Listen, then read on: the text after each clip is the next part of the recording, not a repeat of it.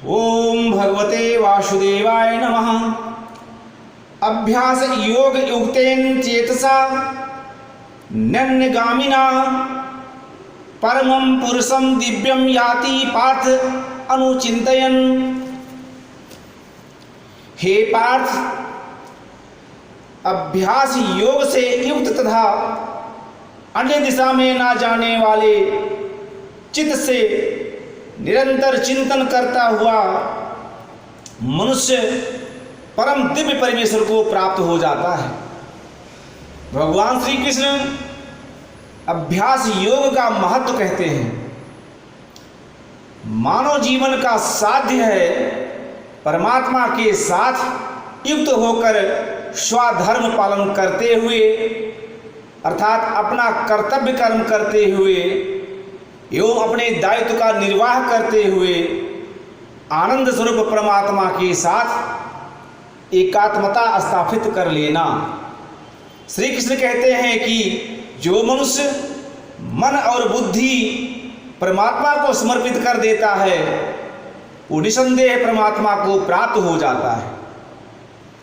मन और बुद्धि के समर्पण का अर्थ है संसार के विषय भोगों के प्रलोभन से मुक्त होकर अर्थात भौतिक आकर्षणों से ऊपर उठकर दिव्य जीवन की ओर उन्मुख होना अथवा पशुत्व से देवत्व की ओर बढ़ना और उत्तरोत्तर उदात्त एवं उत्तम होना, यही स्वस्थ वैराग्य का स्वरूप है। वैराग्य का अर्थ संसार से पलायन करना नहीं है, बल्कि मन को विषयाभिमुख करके परमात्माभिमुख करना है। वैराग्य भाव के साथ ही अभ्यास अर्थात निरंतर प्रयत्न होना भी आवश्यक है। ज्ञान मार्गी जगत के विषयों अथवा अनात्म वस्तुओं के प्रति आसक्त से निवृत्त होने के लिए अनुचिंतन द्वारा निरंतर अभ्यास करते हैं। परमात्मा को चित्त समर्पण करने पर ज्ञान योगी अपनी चित्त वृत्ति के प्रवाह को अविच्छिन्न रूप से ब्रह्मकारा कर देता है। उसका चित्त अनन्यगामी हो जाता है अर्थात अन्य दिशा में नहीं जाता। दिव्य परम पुरुष परमात्मा का अविचल भाव से मनन और चिंतन करने पर वो उसे प्राप्त हो जाते हैं। सर्व प्रकाशक परमात्मा स्वयं प्रकाश है अर्थात अपने ही प्रकाश से प्रकाशमान है। आदित्य मंडल का मध्यवर्ती पुरुष अर्थात उसको प्रकाशित करने वाला पुरुष वही दिव्य परम पुरुष परमात्मा है। जिस प्रकार नदियां प्रवाहित होती हुई समुद्र में अपना नाम और रूप छोड़कर विलीन हो जाती हैं, उसी प्रकार ज्ञानी पाप पुण्य से ऊपर उठकर परात्पर दिव्य पुरुष को प्राप्त होता है।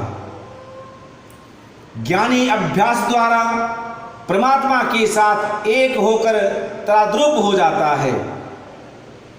भक्ति योगी भगवान सगुण ब्रह्म के प्रति अविचल आत्मसमर्पण कर देते हैं तथा नवधा भक्ति द्वारा अर्थात श्रवण कीर्तन स्मरण पाद सेवन अर्चन वंदन दास्य शांख और आत्मनिवेदन के अभ्यास द्वारा भक्ति भाव को दृढ़ कर लेते हैं तथा भगवान के प्रत्यक्ष दर्शन का सौभाग्य प्राप्त कर लेते हैं।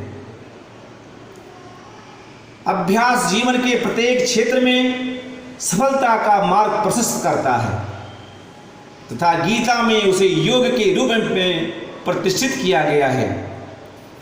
ज्ञान ध्यान और भक्ति अभ्यास योग द्वारा ही सिद्ध होते हैं।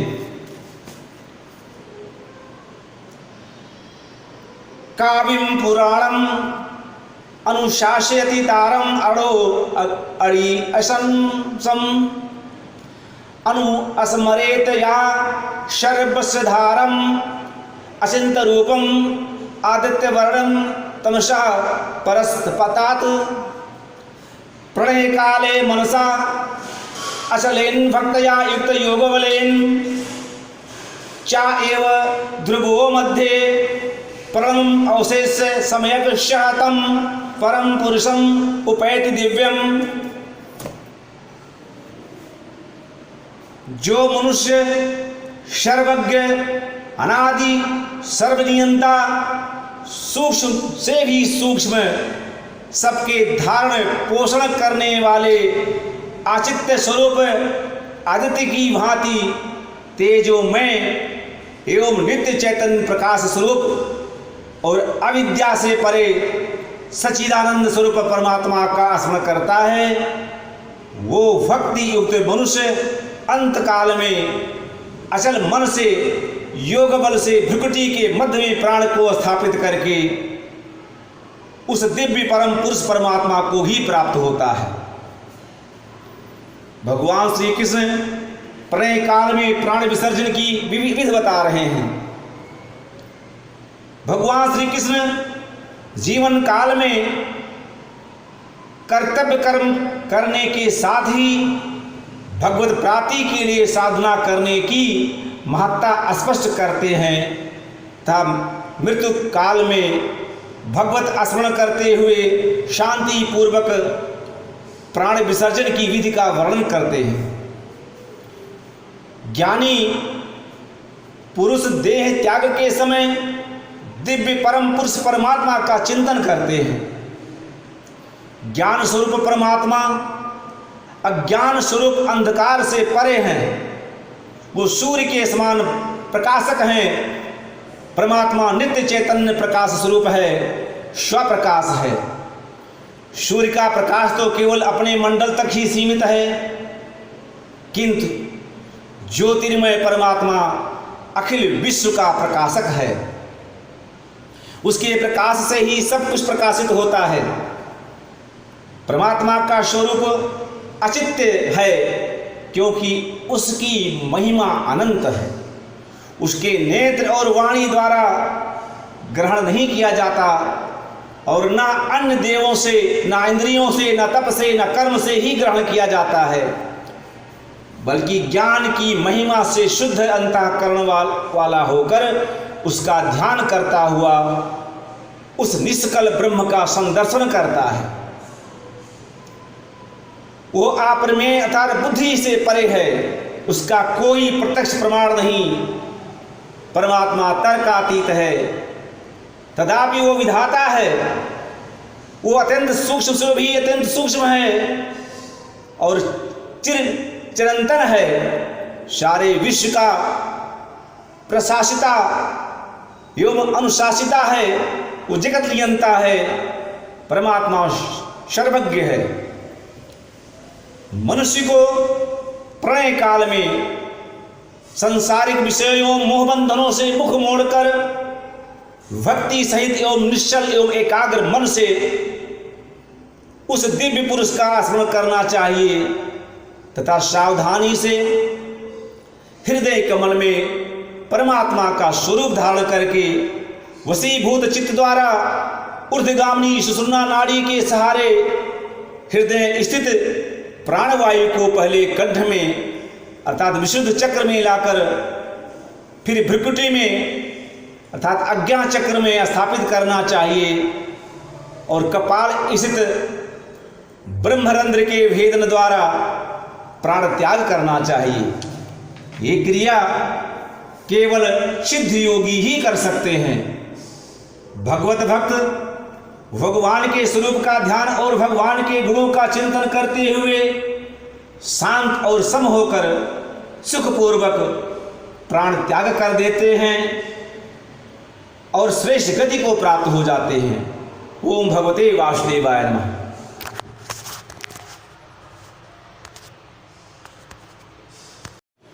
ओम भगवते वासुदेवाय नमः। यदि शर्म वेदविदो वदन्ति विशन्त यदत्तयो वीतरागः यदिच्छन्त्यो ब्रह्मचर्ये चरन्ति तत्ते पदम संग्रहेण प्रवीक्षये।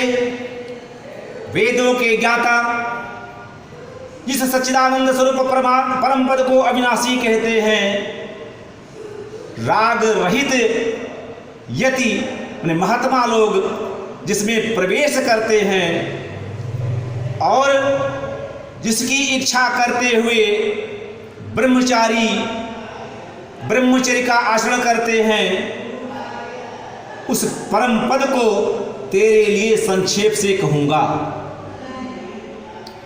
भगवान श्री कृष्ण परम अक्षर निर्गुण निराकार ब्रह्म की चर्चा करते हैं तथा ओंकार का महत्व कहते हैं। वेदों का आधार तथा उनका प्रतिपाद परम ब्रह्म परमात्मा हैं। परम ब्रह्म अक्षर अर्थात अविनाशी है, उसका वाचक ओंकार है।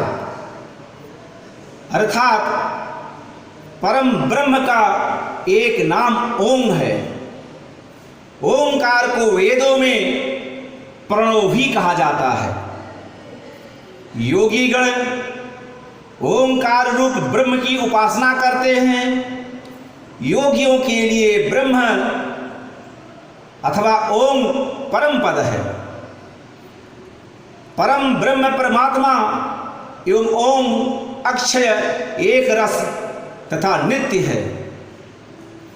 राग द्वेष से विमुक्त महात्मा गण वैराग्य तप और ज्ञान द्वारा इसमें स्थित होने का यत्न करते हैं, अर्थात उसके स्वरूप के साथ एक स्थापित करते हैं।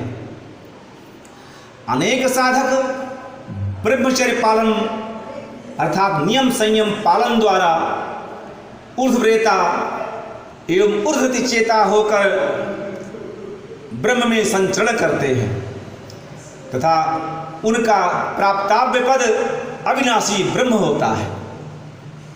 ये दुर्बोध एवं दुष्प्राप्य है, उसका समझना कठिन है तथा उसे प्राप्त करना कठिन है। ओंकार की महिमा अनंत है। ओम समस्त आध्यात्मिक साधना की सफलता एवं सिद्धि का सूत्र है।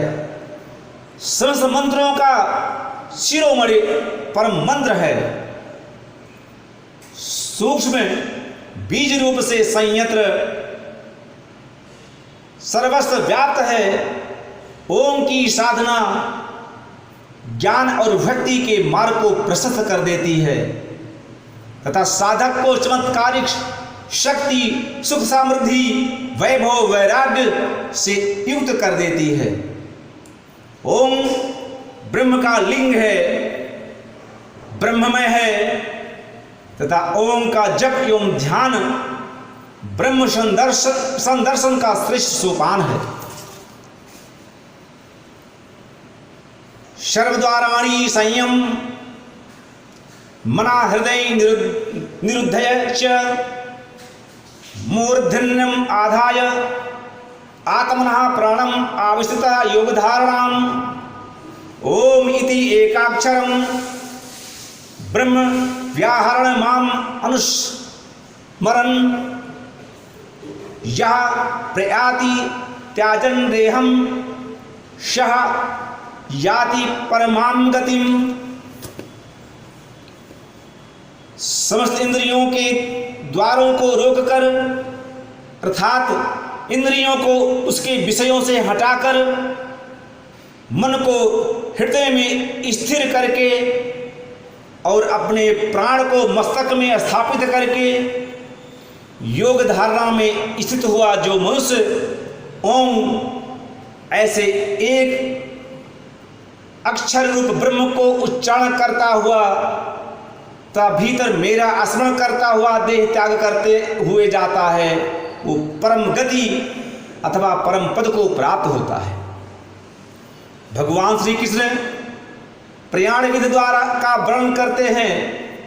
श्लोक 11, 12, 13 में निर्गुण ब्रह्म के उपासकों की चर्चा की गई है। ज्ञानी योगी अभ्यास तथा वैराग्य से मन को वशीभूत कर लेते हैं, उसके मन की वृत्ति निरंतर परमात्मा के चिंतन के कारण विषयाभिमुख एवं विषयकारा नहीं रहती तथा परमात्माभिमुख एवं परमात्माकारा हो जाती है।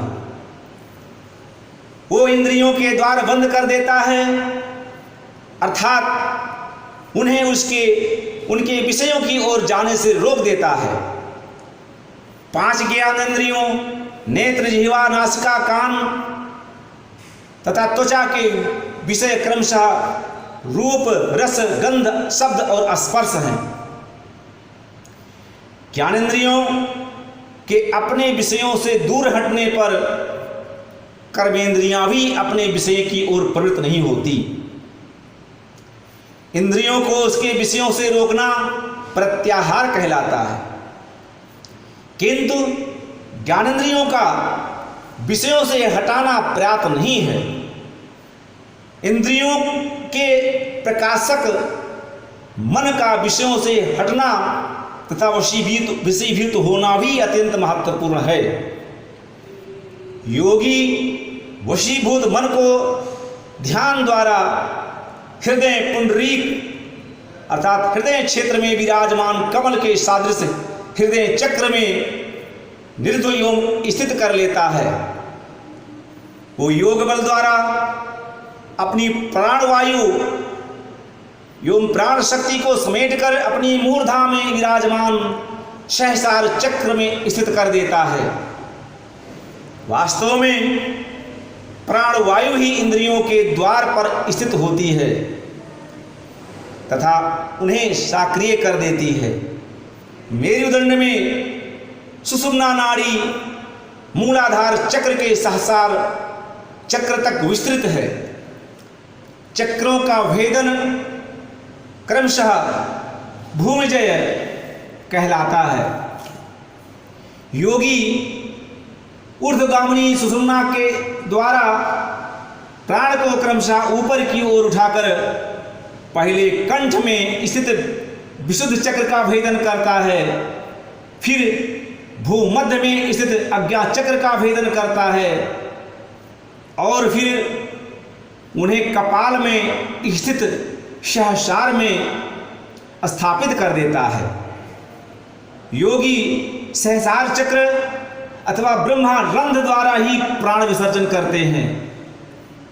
प्रणय काल में योगी एकाक्षर शब्द ओम का अत्यंत मंद ध्वनि से अथवा मन में उच्चारण करता है। ओम ब्रह्म का वाचक अथवा प्रतीक है। निराकार ब्रह्म की कोई प्रतिमा नहीं है, किंतु ओम उसकी प्रतिमा है। ओम स्वाभाविक विस्फोट एवं अंतर्नाद है तथा जीवात्मा और परमात्मा के एक रूप की चरम अवस्था की प्राप्ति का साधन है। आ उ मा को क्रमशः स्थूल सूक्ष्म कारण शरीर का प्रतीक भी कहा गया है। ओम में आ उ मा 3 मात्राएं हैं जो अनेक रहस्यों की बोधक है। ओम का आश्रय लेकर साधक परम ब्रह्म परमात्मा को प्राप्त कर लेते हैं। जैसे धनुष का सहारा लेकर वाण अपने लक्ष्य को प्राप्त कर लेता है। ओम का जप ध्यान क्रिया की सफलता के लिए अत्यंत आवश्यक होता है। ज्ञान योगी इस प्रकार ओम का उच्चारण करते हुए प्राण त्याग कर परमात्मा को प्राप्त हो जाता है। भक्त भगवान के किसी सगुण साकार स्वरूप का भक्ति पूर्वक स्मरण करते हुए तथा ओम अथवा अन्य हरि नाम का उच्चारण करते हुए भगवान को प्राप्त कर लेते हैं। ओम भगवते वासुदेवाय नमः।